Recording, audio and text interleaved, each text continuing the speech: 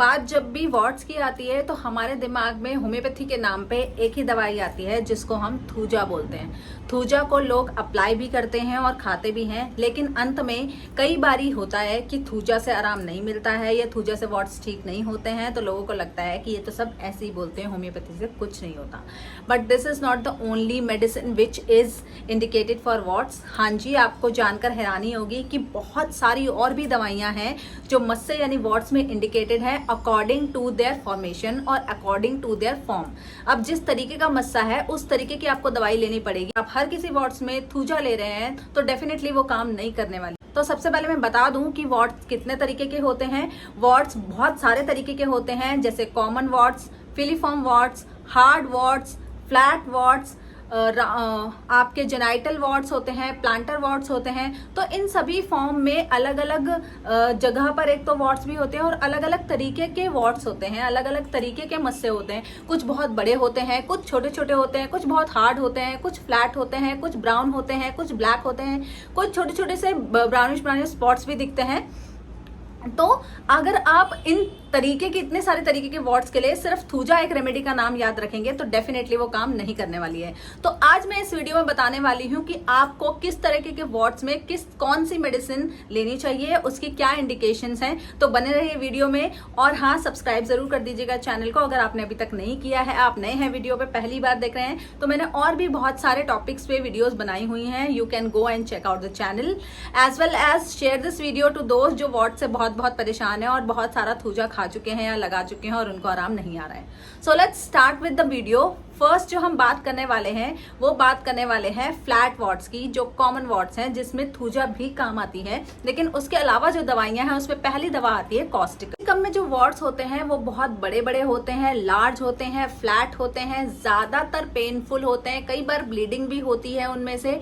और ये जो वॉट्स हैं वो कई बार आपके आईलिड्स के साइड पे आते हैं, आपके फिंगर टिप्स पे आते हैं, आपके फेस पे, नेक पे दिखाई देते हैं।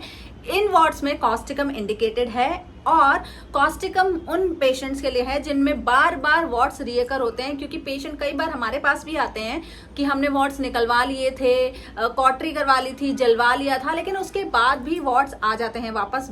क्यों आते हैं? क्योंकि warts it is a viral infection और जहां जहां पे आपका वायरस अंदर डिपॉजिट है वो डेफिनेटली वापस आने वाला है, चाहे आप उसको कितना भी निकलवा लीजिए। तो कॉस्टिकम उन पेशेंट्स में ज्यादा इंडिकेटेड है अगर आपके वॉट्स रिकरेंटली वापस आते हैं। तो हमारी सेकेंड मेडिसिन है एंटिम क्रूड। इसके जो वॉट्स होते हैं ये बहुत बड़े होते हैं, हार्ड होते हैं, बहुत ज्यादा पेनफुल भी होते हैं, स्पेशली आपके पाम वाले एरिया में और सोल वाले एरिया में, यानी कि जो पैर का निचला हिस्सा होता है उसमें ये वॉट्स आते हैं। और ज्यादातर इन पेशेंट्स में पेट की समस्याएं भी देखने को मिलती हैं, तब एंटिम क्रूड इंडिकेटेड है। और बड़े बड़े warts, flat warts with pain, अगर पेन और सोरनेस बहुत ज्यादा है आपके वॉट्स में। एंटिम क्रूड में जो वॉट्स होते हैं वो बहुत ही ज्यादा थिक होते हैं, बहुत हार्ड होते हैं, बहुत हॉर्नी टाइप के होते हैं, यानी कि बड़े बड़े वॉट्स दिखेंगे और दिखने में भी आपको बहुत बड़ा और गंदा सा वॉट लगेगा, साथ साथ में बहुत ज्यादा पेनफुल भी होते हैं। नेक्स्ट हमारी मेडिसिन है that is nitric acid. Nitric acid के जो वॉट्स होते हैं वो बहुत सेंसिटिव होते हैं, टच करने से एकदम थोड़ा सा भी टच हो गया, लग गया तो बहुत पेन होता है पेशेंट को। साथ साथ में थोड़ा सा टच करने पे इसमें ब्लीडिंग बहुत इजीली हो जाती है और इसमें से ना डिस्चार्जेस यूजुअली निकलते हैं जिसमें से बहुत स्मेल आती है और वो येलोइश कलर के डिस्चार्जेस होते हैं।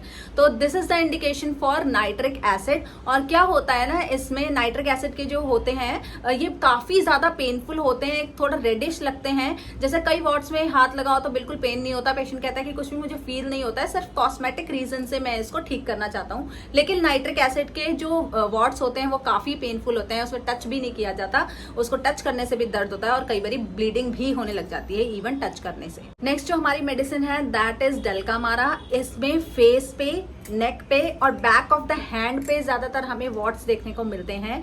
और वॉट्स जो होते हैं ना इसके बहुत सॉफ्ट होते हैं, स्मूथ होते हैं, फ्लैशी होते हैं, मतलब आपको हार्डनेस बिल्कुल भी फील नहीं होगी।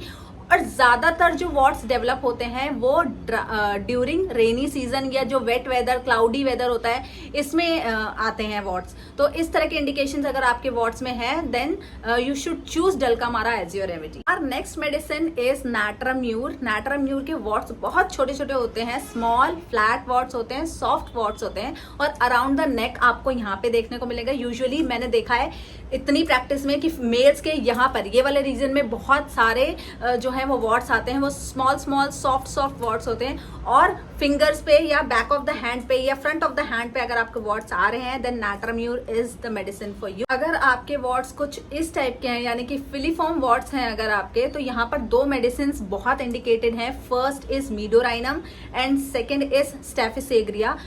ये दोनों ही मेडिसिन फिलीफॉर्म वॉट्स के लिए बहुत ज़्यादा इंपॉर्टेंट है और बहुत अच्छा रिजल्ट देती हैं। अगर ऐसे लटकते हुए वॉट्स जो एकदम से छोटे छोटे होते हैं लेकिन बाहर की तरफ निकल रहे हैं और उसमें कोई पेन नहीं है, इचिंग नहीं है, कुछ भी नहीं है, then medorrhinum and staphysagria both are the medicine for these kind of warts. आप चाहते हैं कि मैं किसी और टॉपिक पे कोई वीडियो बनाऊं तो definitely you can ask me for that. तब तक के लिए धन्यवाद।